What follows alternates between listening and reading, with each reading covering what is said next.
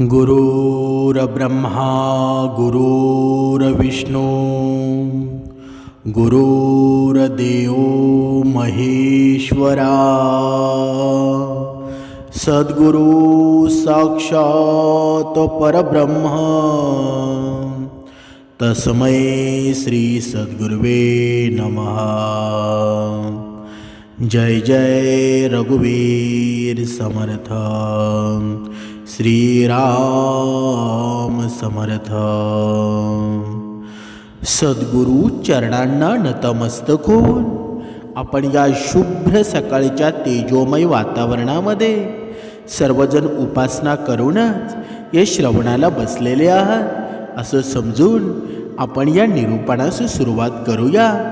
मायबाप सज्जनांचं स्वागत आहे। समर्थांनी सांगितलंच आहे ना, हा राग हा मनुष्याचा शत्रूच आहे ना। ज्याच्या जीवनामध्ये राग असेल ना त्याचं जीवन अंधकारमय होतं। म्हणजे काय? म्हणजे मनुष्याने नक्की वागावं कसं? ज्यावेळी मनुष्य कोणतीही गोष्ट न चिडता न रागवता हे ज्याला सांगणं जमलं ना त्याला आयुष्य जगायचं जमलं। कारण का बरं? कारण समोरच्यावर चिडचिड करणं खूप सोपं आहे, पण त्याचं मन न दुखवता त्याला ती गोष्ट पटवून देणं आहे ना, हे खूप अवघड आहे ना। हे प्रत्येकाला जमतं का बरं? पण समर्थांनी मनाच्या श्लोकांमध्ये दासबोधामध्ये सुंदर असं वर्णन केलेलं आहे। आपण कधी आहे ना, कधी वेळ भेटेल तेव्हा मनाचे श्लोक वाचावे, दासबोध वाचावा। पण आपल्याला वेळ कधी भेटतो का बरं? आपण ज्यावेळी कोणी विचारावं ना तुझ्याकडे वेळ आहे का, नेहमी बिझी असतो। मग तुझ्याकडे वेळ तरी कधी असणार आहे? जेव्हा बघावं तेव्हा कामाचं व्याप। मग तुझ्या जीवनामध्ये जर तुला वेळ नसेल ना तर तुझ्या हातून भक्तिमार्गसुद्धा होणार नाही, चांगलं कार्यसुद्धा होणार नाही। मग ह्या आयुष्य जगतो कशासाठी बरं? कधीतरी आहे ना यावर मनुष्याने विचार करायला हवा। आपला राग आहे ना, बघा राग नक्कीच मनुष्याला यायला हवा, पण राग इतका महाग करावा की तो कोणाला परवडणार सुद्धा नाही। आणि आपला आनंद आहे ना इतका स्वस्त करा ना की सगळ्यांना तो फुकट लुटता येईल। म्हणजे काय बरं? म्हणजे रागावर नियंत्रण मिळवण्यासाठी हा आनंद हे प्रेमाचं हे शस्त्र आहे ना। पण आपण मात्र आपल्याला राग नक्कीच येतो, पण प्रेमाचं शस्त्र आपण कधी वापरत नाही। आणि राग आहे ना, अहंकार आहे, हा कशानं बरं नष्ट होतो? तो फक्त होतो प्रेमाने नष्ट। म्हणून आयुष्यात पैशाला खूप महत्त्व आहे ना। कारण बघा आपण पाहिलं सुद्धा असेल की हा कलियुग आहे ना फक्त पैशाच्या पाठीमागे फिरतो। म्हणून थोडेफार पैसेसुद्धा आपण कमवायला हवे। कारण का बरं? कारण श्रीमंतांच्या घरावर जेव्हा कावळा बसला ना तरी तो लोकांना मोर वाटत असतो, आणि गरिबाचं लेकरू जेव्हा उपाशी जरी असला ना तरी तो चोर दिसतो। म्हणजे काय बरं? म्हणजे ज्यावेळी श्रीमंताचा मुलगा आहे ना बघा त्याच्या अंगावर कपडे जरी नसतील ना तरी लोक म्हणतील आजकालची ती शायनिंग आहे, आजकालची ती पद्धत आहे। आणि गरिबाचं लेकरू आहे ना बघा थोडे तरी फाटलेले कपडे दिसतील ना तरी लोक त्याला नावं ठेवायला कमी पडत नाही। म्हणजे काय? म्हणजे हरामाचा पैसा असतो ना फक्त मस्ती करायला शिकवतो। घाम गाळून कमावलेला पैसा हे आयुष्य कसं जगायचं ना ते नेहमी शिकवत असतो। म्हणूनच समर्थांनी सांगितलंच आहे ना, जोपर्यंत आपल्या कर्मामध्ये भगवंत दिसत नाही ना तोपर्यंत आपले कर्म श्रेष्ठ होतील का बरं? कधीच होणार नाही। समर्थांनी सांगितलेलंच आहे, आज आपल्याला आपला अंतरंग ओळखण्याची खरी गरज आहे ना, पण मनुष्य आपल्याकडे स्वतःच्या मनामध्ये कधी बघतो का बरं? स्वतःचं मन कधी स्थिर करतो का? कधीच करत नाही। उलट तो दुसऱ्याकडे बोटे दाखवतो। पण ही उरलेली जी बोटे आपल्याकडे आहेत ना ती आपल्याला खुणवत असतात, तूच गुन्हेगार आहेस। समर्थांनी सांगितलेलंच आहे ना, सत्कर्म असो किंवा दुष्कर्म असो हेतूवर आहे ना सर्व काही अवलंबून असतं. म्हणजे पुष्कळ पुण्यकर्म केली आणि काहीतरी विषयाचा हेतू मनात धरला तर काही उपयोग आहे का? काबाड कष्ट खूप केले, बायका पोरं टाकून बाह्यांगाने कितीही केले ना तरी मन जोपर्यंत तिथे नाही ना तोपर्यंत श्रीराम कधीच भेटणार नाही. मनाला भगवंताची तळमळ लागली ना तरच त्याचा उपयोग ना, नाहीतर मनात नाही राम. बघा पुढचं तुम्हाला माहीत आहे. म्हणजेच हे निर्यंतुक कर्मात आहे ना तो भगवंत भेटत असतो. म्हणजे म्हणून आपली कर्म तशी करावीत. खरं पाहता आहे ना हे प्रापंचिक एवढे काबाड कष्ट साधकाला आहेत ना, परमार्थिकाला नसतात. पण प्रपंचाच्या काबाड कष्टांपेक्षा निम्म्यानं जरी भगवंताकरता केलं ना तरी खूप पदरामध्ये पडेल. ज्या स्थितीमध्ये भगवंताचं आपल्याला ठेवलं ना त्या परिस्थितीतून त्याला ओळखणं सहज शक्य आहे. पण आपण विषयाकडे दृष्टी ठेवून कर्म करत असतो आणि भगवंत कधीच भेटत नाही. म्हणून दुःखी होतो. याला करावं काय? म्हणजे दैत्य दानवांनी भगवंताची तपश्चर्या केली आणि समर्थांनी सुद्धा केली ना. या उलट समर्थांना भगवंताशिवाय दुसरा कशाचाही लोभ नव्हता. त्या लाभातच त्यांनी सर्वस्व मानलं ना. उत्कट प्रेमामुळं भगवंताचा ध्यास लागला, भगवंताला पाहून भेटला. आणि आता बघा समर्थांनी इच्छा निर्माण केली, आता मला काहीच नको अशी माझी वृत्ती झालेली आहे तरच मी पणा मरेल. म्हणजे भगवंताचा हात तर पुढे आहेच पण आपलाच हात त्याच्यापर्यंत कधीच पोचत नाही. म्हणजे काय बरं? म्हणजे बुद्धीपेक्षा आणि पैशापेक्षा सदाचरणाचे वजन आहे ना ते खूप जास्त असतं. म्हणूनच सदाचरण आहे ही भगवंताची निष्ठा असेल ना आणि आहे त्या परिस्थितीमध्ये समाधान ठेवण्याची सवय असेल तर प्रापंचिक सुख आहे ना ते प्रत्येकाला लाभतं. म्हणून हे सुख आहे ना हे कुठून उत्पन्न करायचं नसून ते आपल्या वृत्तीमध्येच आहे. म्हणजे मी भगवंत आहे तसेच सर्वजण भगवंताचे आहेत. म्हणून भगवंतावर प्रेम केलं ना की सर्व जगावर प्रेम बसेल. ज्याप्रमाणे भगवंताच्या प्रसादामध्ये एखादा कडू बदाम आला ना तरी तो आपण खातो, त्याचप्रमाणे भगवंतानं एखाद्या वेळी दुःख दिलं ना तर ते आनंदानं सोसलं पाहिजे. पण आपण तसं करतो का? जर कधी काळी आपल्याला दुःख जर आलं ना, बघा जे उपासनेमध्ये आहेत, भगवंताच्या नामस्मरणामध्ये आहेत, निरंतर आहेत ना, ते सुद्धा इथे चुकतात. कधी कधी आयुष्यामध्ये एवढं दुःख येतं ना की सहन करणं आपल्यामध्ये शक्य नसतं. तरीसुद्धा भगवंताच्या नामस्मरणामध्ये असूनसुद्धा तरीसुद्धा भगवंताला प्रश्न विचारतात, हे भगवंता मी एवढी तुझी सेवा करतो, एवढी उपासना करतो, तरीसुद्धा माझ्या वाटेला दुःख का दिलं बरं? पण आपल्या मागच्या जन्मीचे जे कर्म आहेत ना तेच हे बोलत असतात ना. एक गोष्ट समजून जा, आपण मागच्या जन्मी कोण होतो ना ते आपल्याला कुणालाच माहीत नाही.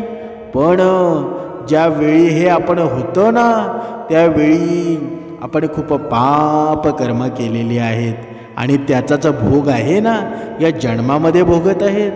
पण सद्गुरूरूपी परमात्मा आहे ना आपल्याला भेटलेला आहे, हे आपलं परमभाग्य आहे ना. म्हणून ही चिकित्सा आहे ना थोडी बाजूला ठेवून भगवंताचं आपण नामस्मरण करावं. अंतकरणाची शुद्धी नामाशिवाय होणार नाही. म्हणजे नामापर्यंत काही नाही ना. एकदाच ज्याच्या मनाने घेतलं ना त्याला दुसरं काही सांगावं लागत नाही. म्हणजे काय बरं? म्हणजे मीठ म्हणून जरी साखर खाल्ली ना तरी साखरेची गोडी आल्याशिवाय राहत नाही. त्याचं प्रमाण कोणत्याही परिस्थितीमध्ये जरी नाम घेतलं ना तरी ते आपल्याला तारणारच आहे ना. यात काही शंका आहे का? अजिबात नाही ना. म्हणजे ज्याच्या मागे उपासनेचा जोर आहे तोच जगामध्ये खरे काम करतो, तोच जगामध्ये टिकणार आहे ना. म्हणूनच समर्थांनी आपल्याला काय सांगितलं आहे बरं? रोज उपासना करावी, कारण उपासनेचं फळ आहे ना तुम्हाला नक्कीच मिळणार आहे. आणि ज्याच्या घरामध्ये पूर्ण परिवारामध्ये रोज उपासना होते ना, जो ब्रह्ममुहूर्तावर उठतो आणि ब्रह्ममुहूर्तावर उठून परमेश्वराकडे मागणे मागतो, उपासना करतो, त्याचं मागणंसुद्धा सफळ होतं आणि उपासना करणंसुद्धा सफळ होतं. म्हणजे काय? म्हणजे गुंता झाला ना की तो हळूहळू सोडवावा.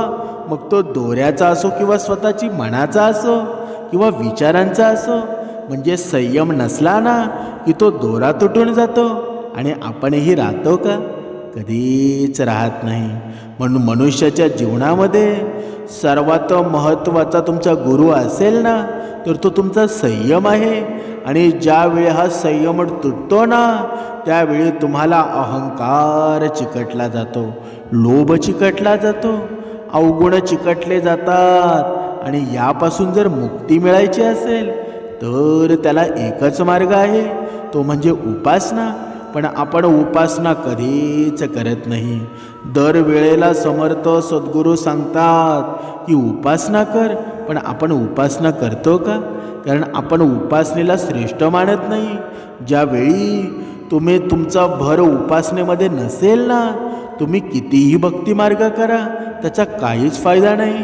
कारण उपासनेनं आपलं मन आहे ना ते निर्मळ आणि पवित्र होतं. आणि ज्यावेळी आपण ब्रह्ममुहूर्तावर उपासना करतो त्याचं फळसुद्धा तेवढ्या ताकदीनं मिळत असतं. म्हणजे उपासनेमध्ये भगवंत आपल्याला प्रत्यक्ष भेटायला येतात. बघा कधीकधी आपण उपासनेला बसतो ना आपल्या अंगावर बघा काटे येतात, म्हणजे आपल्या अंगावर शहारे येतात. आपल्या ह्या अंगावरचे केस आहेत ना हे केस उभे राहतात. बघा कधीकधी तुम्ही अनुभवले सुद्धा असेल, तेव्हा समजून जावं तुमच्या आसपास आहे ना भगवंत जागा झाला आहे, भगवंत आलेला आहे. आणि ब्रह्ममुहूर्तावर जेव्हा तुम्ही उपासना करता ना तेव्हा भगवंताचा तळ तुमच्या घरीच बसलेला असतो.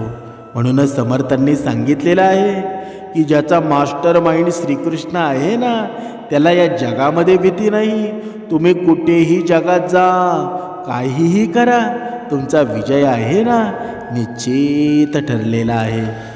समर्थांनी मनाच्या श्लोकामध्ये सुंदर वर्णन केलेलं आहे.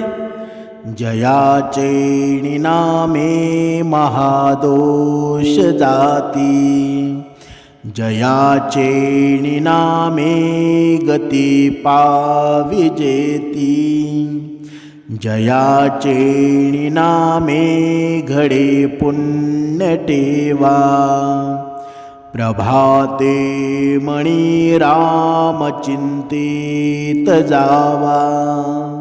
म्हणजे काय? म्हणजे ज्याच्या नामस्मरणानं मोठ्यात मोठे दोष नष्ट होतात त्याचं नाव काय आहे बरं? श्रीराम प्रभू. ज्याच्या नामस्मरणाने सद्गती मोक्ष प्राप्त होतो, ज्याच्या नामस्मरणाने पुण्याचा ठेवा होतो ना. म्हणून हे म्हणा अशा प्रभू श्रीरामांचं नाम आहे ना सकाळ दुपार संध्याकाळ रात्री या सर्व वेळेला घेतलं पाहिजे. म्हणजे थोडक्यात काय बरं, आपण एखाद्या कामाची सुरुवात करतो ना जेव्हा बघा कधीकधी आपण उपासनेला बसतो, जेव्हा एखादा भक्त नवीन श्रवणाला जातो ना आणि त्याला सांगितलं जातं की तू उपासना करायला हवी, मग बघा त्या हौशे मौजेने हा उपासनेला बसतो. आणि जेव्हा माळेचा 1 2 3 मणी पुढे पुढे जातो ना तेव्हा त्याच्या मनामध्ये जय सद्गुरू जय सद्गुरू हा मंत्र असतो ना. आणि जय सद्गुरू सद्गुरू म्हणता म्हणता मध्येच त्याच्या डोळ्यासमोर काहीतरी येतं. त्यांनी त्या पूर्ण दिवसामध्ये केलेले काही त्याचे मित्रपरिवार असेल, मैत्रिणी असतील, काही कामे असतील ना त्याला आठवू लागतात. म्हणजे परमेश्वराचं नामस्मरण बाजूला राहतं आणि वेगळेच विषय त्याच्या डोळ्यासमोर येतात. असं तुमच्या बाबतीत सुद्धा घडलेलं असेल. पण समर्थांनी काय सांगितलं आहे बरं? बघा तुम्हाला रामायणातील हा प्रसंग आठवला असेल की जेव्हा नारद मुनींनी बघा त्या वाल्या कोळ्याला सांगितलं की तू आहे ना राम नाम जप. पण वाल्ल्या कोळी काय म्हणाला बरं, मला भगवंताचं नाम जपता येणार नाही. कारण का बरं? कारण मला भगवंताचं नाम जपून माझं काही होणार आहे का? तर नारद मुनींनी काय सांगितलं बरं, जर तुला भगवंताचं नाम जपता येत नसेल ना, तर मग हे राम जपायचं नसेल ना, तर मरा जप. मग वाल्ल्या कोळी तयार झाला ना, आणि वाल्ल्या कोळी तयार झाला आणि मरा मरा मरा मरा जपता जपता त्या मराचा राम कधी होऊन गेला ना, वाल्ल्या कोळीला सुद्धा समजलं नाही. म्हणजेच आपल्याला जर आपल्या जीवनाची ही सद्गती आहे ना, आपल्या जीवनाची ही अधोगती आपल्याला घालवायची असेल, तर आपल्या जीवनामध्ये संगतीसुद्धा व्यवस्थित लागेल. आणि जर त्या संगतीमध्ये जरा अचानक कुठला संत भेटून गेला ना, तर तुमच्या जीवनाचं आहे ना सार्थक झाल्याशिवाय राहणार नाही. ज्याप्रमाणे त्या वाल्ल्या कोळ्याचं झालं ना, वाल्ल्या कोळ्याचा वाल्मिकी झाला आणि पुढे त्यानं काय कीर्ती केली ना, तुम्हाला सांगायची काही गरज नाही. सर्व रामायण महाभारत सर्व तुमचं पाठ आहे, तरीसुद्धा आपण मात्र चुकतोच ना. म्हणूनच समर्थांनी सांगितलेलं आहे की तुम्ही जर परमेश्वराचं भगवंताचं नामस्मरण जर केलं ना, तर तुमच्या जीवनामध्ये कितीतरी दोष असतील ना, कुठे तुटून नष्ट होऊन जातील ना, तुम्हाला कळणारसुद्धा नाही. या अगोदर तुम्ही किती पाप केलेलं आहे ना, किती काही कर्म केलेले आहेत, ते सर्व काही विसरून जा आणि एकदा समर्थांना सद्गुरूंना तुम्ही शरण जा. कारण भगवंताला जेव्हा हा मनुष्य शरण जातो ना, तेव्हा भगवंत ही आई आहे, सद्गुरू आई आहे, तिला आपलं बाळ आहे ना, किती जरी चुकलं तरी सुद्धा तिच्या कुशीतच घेते ना. तसंच आपण या आईचे बाळच आहोत ना. बघा, कधी कधी आपल्या आयुष्यातील आपले आईबाप असतात ना, बघा देवाघरी निघून जातात, तेव्हा आपल्यासाठी जी कोण उरते ना, तर ती आहे सद्गुरू आईच आहे ना.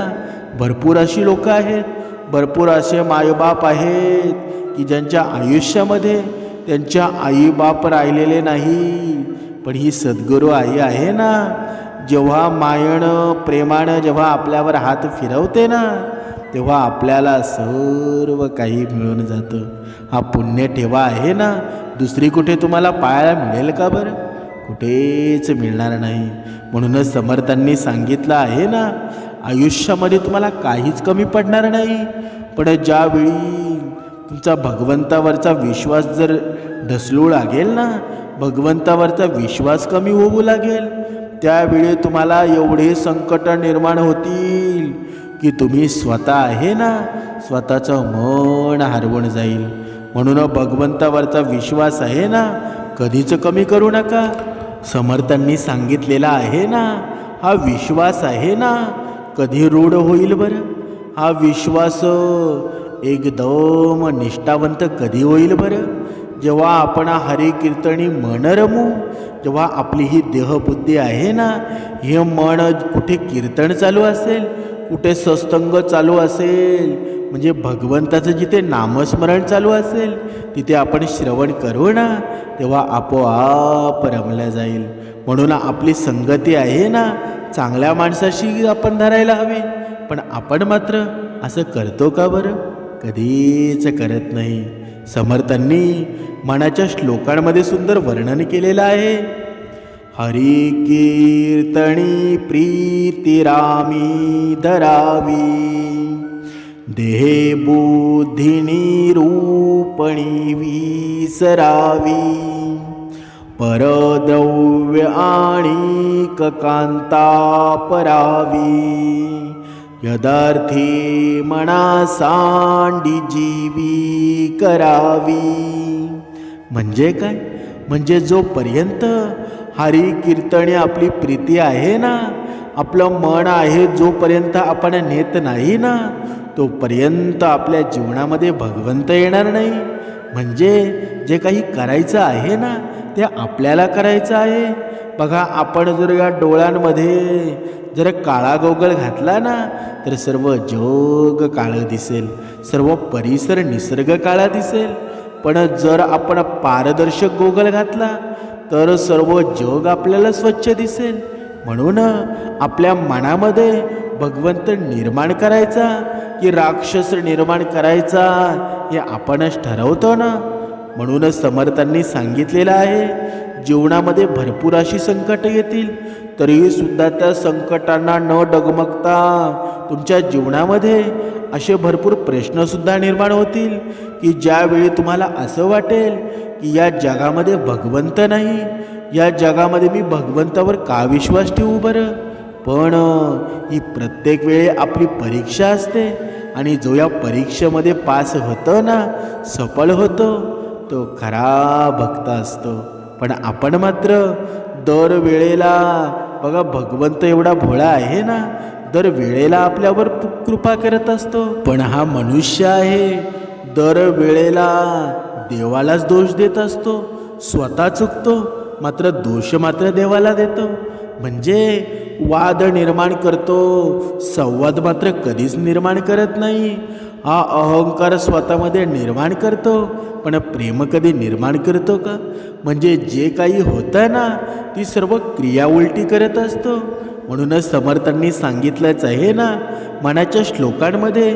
बघा, हे मनाचे श्लोक आहेत ना, मनुष्याला जीवन जगावं कसं, मनुष्याने जीवनामध्ये कोणते निर्णय घ्यावे हेच शिकवत असतात ना. सुंदर असं वर्णन केलेलं आहे. तुटे वाद संवाद तेथे करावा, विवेके अहंभाव हा पालटावा, जणी बोलण्यासारिखे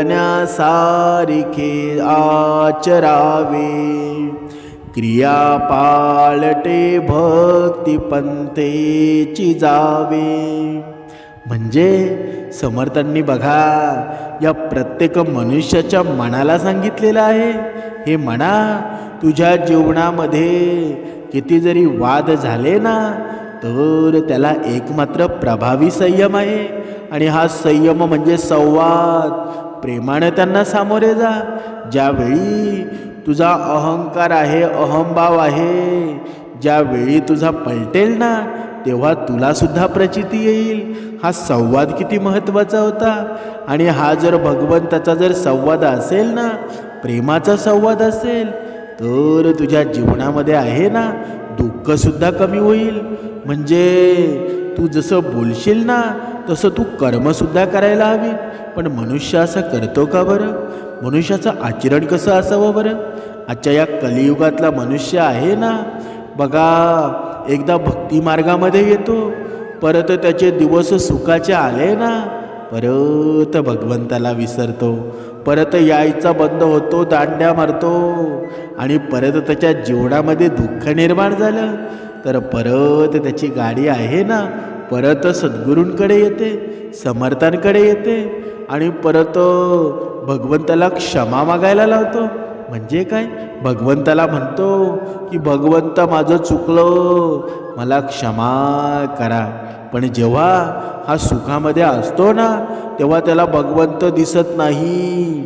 म्हणून भगवंत आहे ना, आपल्या प्रत्येक पावलोपावली आपली परीक्षा घेत असतो. पण हे भगवंत एवढं साधं भोळं दैवत आहे ना, हा मनुष्य 17 वेळा चुकून सुद्धा त्याला क्षमाच करतो ना. म्हणूनच समर्थांनी सांगितलेलं आहे की तुझी क्रिया कधी पालटेल ना, तुला कळणार सुद्धा नाही. म्हणून उपासना का करायला हवी बरं. ज्यावेळी मनुष्य उपासना करतो ना, त्या उपासनेचं सर्व फळ त्याला मिळत असतं. आता तुमच्या जीवनामध्ये बघा, कधी कधी कमेंट बॉक्समध्ये कधी कधी काही लोक भेटतात ना, बघा, विचारायला सुद्धा कमी पडत नाही की मी सर्व काही करतो तरीसुद्धा भगवंताची प्राप्ती मला होत नाही. आता प्रश्न राहिला प्राप्तीचा, तर भगवंताची प्राप्ती कशी करावी. भगवंताला कोणी पाहिलं आहे का, हा सुद्धा महत्त्वाचा प्रश्न आहे ना.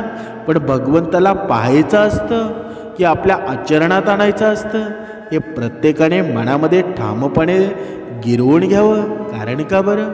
कारण समर्थांनी सांगितलेलं आहे ना, ज्याप्रमाणे तुमचे कर्म होतात ना, त्याप्रमाणे भगवंत तुमच्या मनामध्ये बसून जातो. बघा, कुणीतरी यावं आणि कुणीतरी म्हणावं की हा मनुष्य आहे ना, मला सेम देवाची आठवण येते. भगवंताच्या रूपानं आला आणि आमची मदत करून गेला. म्हणजे काय बरं, जेव्हा तुम्ही दुसऱ्याची संकट काळामध्ये जेव्हा मदत करता ना, तेव्हा तुम्ही त्याच्यासाठी भगवंत होता ना. असं तुमच्या आयुष्यामध्ये कधी घडलेलं आहे का? कधीतरी या गोष्टीचा विचार करायला हवा. पण आपण मात्र या गोष्टीचा विचार करायला आपल्याकडे वेळ असतो का बरं? कधीच नसतो. म्हणूनच समर्थांनी सांगितलेलं आहे, प्रत्येक मनुष्यानं प्रत्येक मनानं उपासनेसाठी वेळ काढायला हवा. आणि जर ब्रह्ममुहूर्तावर उपासना झाली ना, तर तुमच्या जीवनातील सर्व प्रश्न भगवंतावर सोपवून द्या. तुमच्या जीवनाचं कल्याणच होणार. बघा, ज्यांच्या जीवनामध्ये उपासना आहे, सर्व काही आहे, सर्व गोष्टी भक्तिमार्गाने घडत आहेत, तरीसुद्धा जीवनामध्ये भरपूर दुःख जर येत असेल ना, तर बघा, आज तुम्हाला एक मंत्र सांगणार आहे. आणि हा मंत्र आहे ना, निदान 21 दिवस हा निरंतर चालू ठेवावा. हा मंत्र आहे ना, बघा, या मंत्राची सुरुवात अशी आहे, ओम कृष्णाय वासुदेवाय हरे परमात्मने प्रणतक्लेशनाशाय गोविंदाय नमो नमः. बघा, परत एकदा सांगतो, ओम कृष्णाय वासुदेवाय हरये परमात्मने प्रणतक्लेशनाशाय गोविंदाय नमो नमः. बघा, ज्यांच्या पाठ होत नसेल ना, त्यांनी कुठेतरी कागदावर लिहून ठेवा.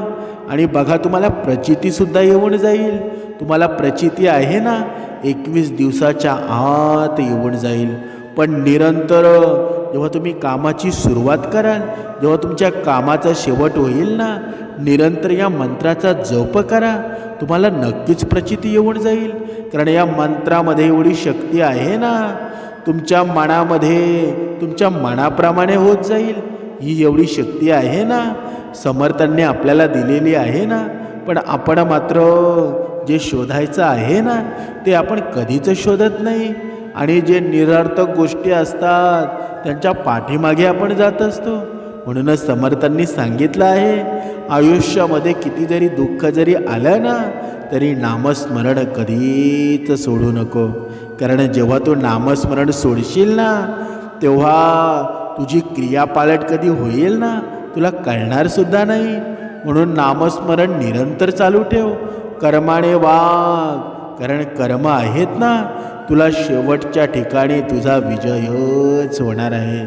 तुझ्या जीवनामध्ये आता जरी दुःख असेल ना, जेव्हा तुला सुख येईल ना, तेव्हा निरंतर तो सुखाचा वर्षाव होणार आहे. भगवंत या मनाला नेहमी सांगत असतो की तू माझी साथ सोडू नकोस, मी तुझी कदापि साथ सोडणार नाही. पण हे मन आहे ना, भगवंतापासून दूर व्हायला बघतं. त्याला असं वाटतं, जेव्हा त्याच्या जीवनामध्ये सुख येतं ना, तेव्हा भगवंताचा त्याला विसर पडतो. पण समर्थांनी सांगितलं आहे ना, किती जरी विसर जरी तुला पडला ना, तरी तू या मातीवर, या जमिनीवर तुझे पाय आहेत ना, तू निर्माण कशामुळे झाला ते तू अगोदर लक्षात ठेव. जरी किती जरी मोठा आभाळ असलो, किती जरी मोठ्या विमानामध्ये बसलास ना, तरी तुझा शेवट मात्र मातीमध्येच होणार आहे.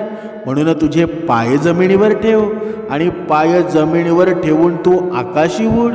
पण जेव्हा तुझे जमिनीवरचे पाय निसटतील ना, तेव्हा तू कधी खाली पडशील ना, तुला कळणारसुद्धा नाही.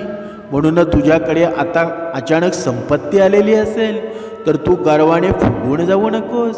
कारण गर्वहरण झालेला रावण तुझ्या डोळ्यासमोर ठेव. कारण सोन्याची लंका असून सुद्धा खायला अन्न मिळालं नाही. अन्नाविना रावण मेला, अशी अवस्था आहे ना. ज्याच्याकडे सर्व काही होतं त्याची झाली, तर तुझ्याकडे काय आहे रे बाबा? तुझ्याकडे एक गाडी आहे, बंगला आहे, तुझे करोड कधी खाक होतील ना, तुला कळणारसुद्धा नाही. म्हणूनच जास्त उतू नको, मातू नको. त्या महाभारतामध्ये बघ, महाभारताचे कौरव एवढे होते आणि पांडव मात्र 5च होते ना, पण विजय कुणाचा झाला बरं? म्हणूनच धर्माच्या मार्गावर चाल. तू जर धर्माच्या मार्गावर चालशील ना, तुझी भक्तीसुद्धा घडेल आणि सर्व काही व्यवस्थित होईल. म्हणूनच समर्थांनी सांगितलेलं आहे, तुमच्या जीवनामध्ये किती जरी सुख आलं ना, तरी भगवंताचं नामस्मरण निरंतर चालू ठेवा. एक विश्वास ठेवा की भगवंताशिवाय या दुनियेमध्ये माझा कोणीच नाही.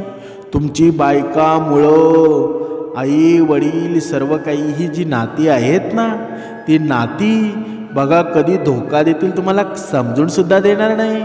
पण हे भगवंत रूपी शस्त्र आहे ना, म्हणजे आईबापासारखंच आहे ना, म्हणजे ते आईबापच आहेत. त्यांच्यावर नितांत विश्वास ठेवा. समर्थांनी सांगितलंच आहे ना, जगामध्ये तुम्हाला सर्व काही मिळेल, पण सोन्यासारखे आईबाप कधीच मिळणार नाही.